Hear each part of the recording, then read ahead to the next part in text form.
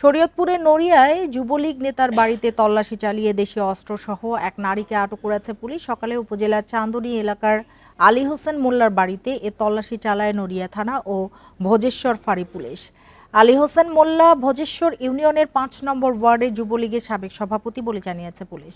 ভোজেশ্বর ফাঁড়ির এসআই মোহাম্মদ হারুন জানান, চান্দনী এলাকার আলী হোসেনের বাড়িতে বিজয় দিবসের অনুষ্ঠান হচ্ছে এমন সংবাদ পেয়ে সেখানে যায় পুলিশ। তাদের দেখে এক ব্যক্তি দেশীয় অস্ত্র নিয়ে দৌড়ে পালায়। পরে আলী হোসেনের বাড়িতে তল্লাশি করে রামদা, তলোয়ার, ছুরিসহ 7টি দেশীয় অস্ত্র উদ্ধার করা হয়।